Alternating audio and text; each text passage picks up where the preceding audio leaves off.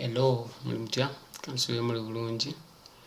Tukomyewo ne video yaffe eyokusatu nga tuinstallinga operating system tuzze n'endala gye bayita Kampala Linux nga nayo ekozesa Zen kano nga kano yesinga okuba ey'amaanyi woba ozannya game.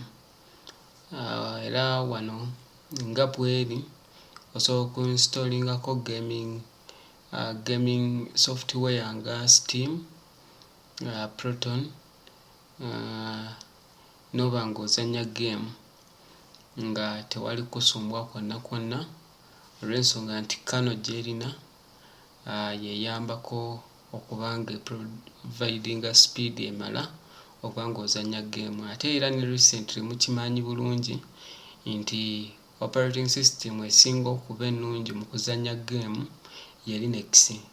Window bagijjako kati window tekyali yandibanga erina game nnyingi naye essaawa zino Linux yesinga okuba nga gye bakozesa ku gaming olw'ensonga nti game ziri fast, ate n'ekirala nti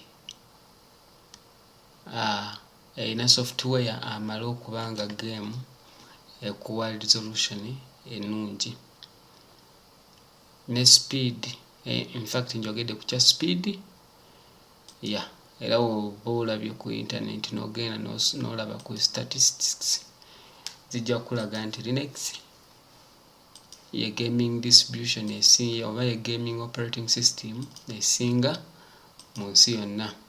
Kati woba okozesa gundi eno operating system ng'eno ng'ozannya gaming oli gamer, ekuyambako nnyo okuba nga ofuna speed ekumala. Then eno gye tuli mu Kampala Linux. Tuyina ze zino wallpaper ze tuyina.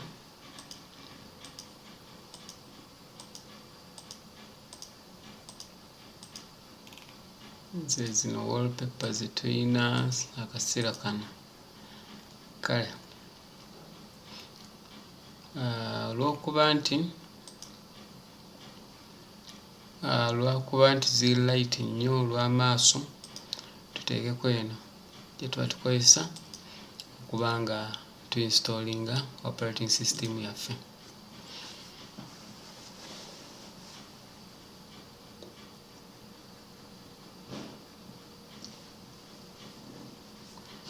Zino eziri wano ze zi workspace ze tulina.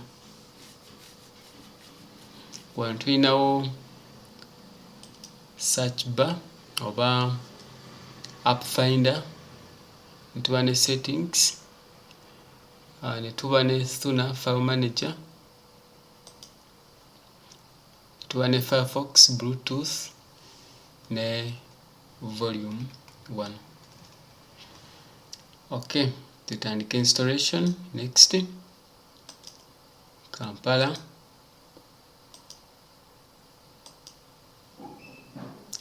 delete, erase disk, swap to file. Next, teekamu amannya go g'oyagala okukozesa. Simanyi oba bakkiriza capital letter, naye mu gundi zino ezimu zino simanyi ntuufu yeruwa etakkiriza capital letter, naye waliwo ku gundi zino ku inputs zino mulimu emu etakkiriza capital letter naye sijjukira bulungi yeruwa. Kati oba olina okwegendereza. In fact era bakuwarninga n'okyusa. Kale installation yaffe etandise. Tulaba video ezisoose zonna mbalaze installation ebisinga obungi mbibalaze. In fact n'ekirala kye neerabidde bagamba nti distribution zaffe zonna oba operating system zaffe zonna tulina browser bbiri, tulina Firefox ne tuba ne Brave browser. Ekyo mulina okuba nga mukimanyi Tuyina create ekuyambako okweditinga ebifaananyi. FreeTube tugimanyi, eno VPN. Ziri zonna zirimu VPN. Nene erina VPN neba ne firewall. VPN tukozesa gye bayita Rise VPN. Tuyina FileZilla, eno mugirabye. Tuyina Thunderbird email client, Vim, ebirala ne Sublime text editor. Kale tujja kuba tukomawo nga emaze okuinstallinga. Alright, operating system fenetera okumaliriza okuinstallinga.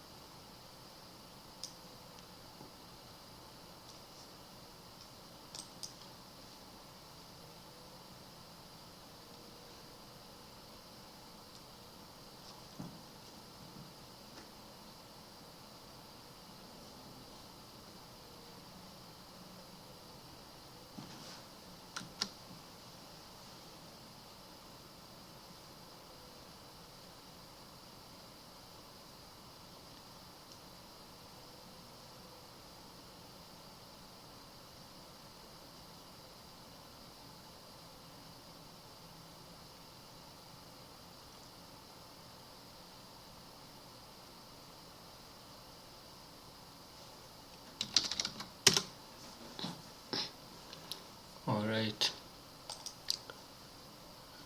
kale tumaze okuinstallinga operating system yaffe. Esembyeyo eri endala gye bayita Strike. Tetugenda kubanga tugiinstallinga olw'ensonga nti mbadde nkyalina ebintu bye njagala okumaliriza mu yo eya security oba hacking.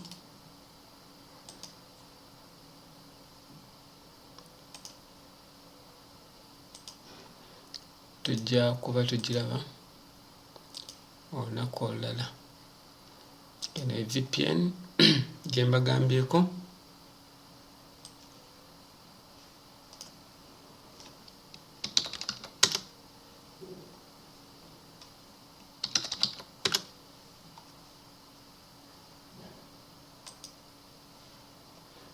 Then wano no choosing location gy'oyagala yonna n'onyiga wano.